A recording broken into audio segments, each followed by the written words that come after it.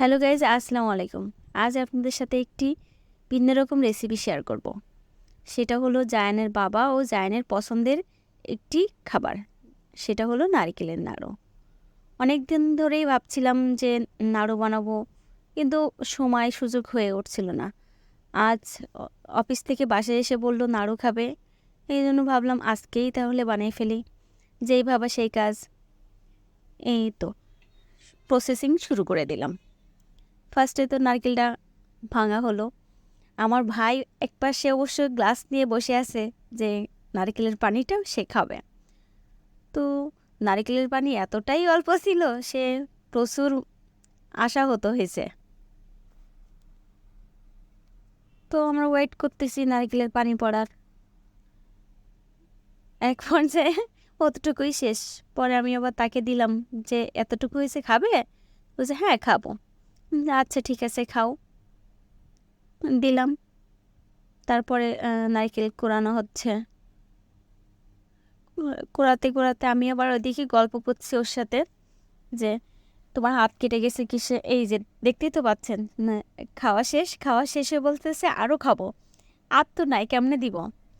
আমি আবার জিজ্ঞাসা করতেছি কেমন হয়েছে, ও বলছে হ্যাঁ মজা হয়েছে। আমার ছেলের সাথে একটু মুখটা ভেঙাই দিল। দেখছেন তো আজকে দুষ্টামি করতে গিয়ে অনেক হাত কেটে ফেলছে, সেটা নিয়ে আমি আবার গল্প করছিলাম। আবার ফিরে আসলাম নারকেল কুড়াতে। ও এদিকে আবার আমার পুত্র কি করে এটাও দেখলাম। ফার্স্টে নারকেলগুলো একটা বাটিতে নিয়ে নিলাম যাতে মাখাতে সুবিধা হয়। আর এটা তো গুড়ের নারকেল করবো, এই জন্য হচ্ছে চিনির অ্যালাউ করব না।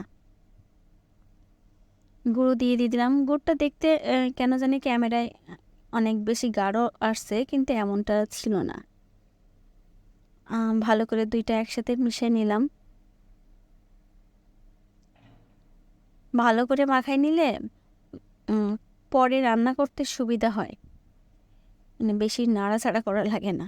আর আমি তো এমনিতেই অলস মানুষ, যেমনে সহজে করা যায়, ফাঁকিবাজি রান্না এক কথায়। তো চলে গেলাম, প্রসেসিং শেষ ওইদিকের। এবার চলে যাব সোজা রান্নায়। ও হ্যাঁ, তার ভিতরে ওর বাবা আবার একটু নারিকেলের নাড়ুর ভিতরে চাল ভাজা দিলে পছন্দ করে। তো চালটা আমি ভেজে নিচ্ছি হালকা করে, অল্প করে চাল ভেজে নিয়ে গুঁড়ো করে দেব ওটার ভিতরে। তো আমি ভাজতেছি অল্প একটু চাল,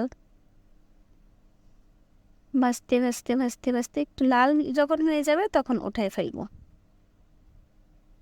ওদিকে আবার আমি আমার ছেলেকেও দেখতেছি সে কি করে, কারণ ও অনেক ডিস্টার্ব করে, সেজন্য ঠিকমতো কোনো কাজই আমি করতে পারি না। দেখতেই তো পাচ্ছেন চালটা হয়ে এসেছে। এবার আমি চালটা নামিয়ে নেব। তারপর নামিয়ে নিয়ে কড়াইতে একটু ঘি দিয়ে দিলাম, আর দিয়ে দিলাম একটু তেজপাতা আর গরম মশলা দুইটা। একটু নাড়িয়ে নিয়ে নারিকেল কোড়াগুলো দিয়ে দেবো, নারিকেল আর গুড় মিশিয়ে যেগুলো রাখছিলাম দিয়ে দিয়ে দিলাম। আস্তে আস্তে চুলাটা লো হিটে আছে, আস্তে আস্তে নাড়তে থাকবো। ভালোভাবে মিশ্রণটি মিশিয়ে নিচ্ছি যাতে সুন্দরভাবে পুরা জায়গায় সব কিছু হয়ে যায়। মিশাইতেই আছি। এক পর্যায়ে তার ভিতরে দিয়ে দিলাম সেই চাল ভাজা গুঁড়োগুলো।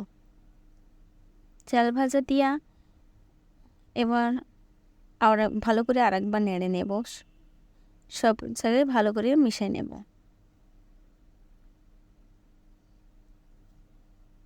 মিশানো হয়ে গেলে এর ভিতরে আরও একটা জিনিস অ্যাড করব, সেটা হলো গুঁড়া দুধ। এটা চাইলে অনেকেই দেয়, আবার অনেকেই দেয় না, তবে জাইনের বাবা এভাবেই খেতে পছন্দ করে। এবার দুধটা দিয়ে আরও একবার ভালো করে সুন্দর করে মিশিয়ে নেব। মেশানো হয়ে গেলেই রেডি আমাদের এটা গোল করার জন্য। এই তো শেষ। এবার আমরা হাতে একটু হালকা ঘি নিয়ে শুরু করব নাড়ু বানানোর কাজে। অল্প করে একটু নিয়ে নিলাম, একটু গরম ছিল, একটু ঠান্ডা হইলে সুবিধা হয়, গরম থাকাতে পাচ্ছিলাম না ভালোভাবে। এই তো হয়ে গেল আমাদের লাড্ডু সুন্দরী। এই তো রেডি খাওয়ার জন্য। জানের বাবা অলরেডি বানাইতে বানাইতে কিছু খেয়েও ফেলছে। আজ এ পর্যন্তই।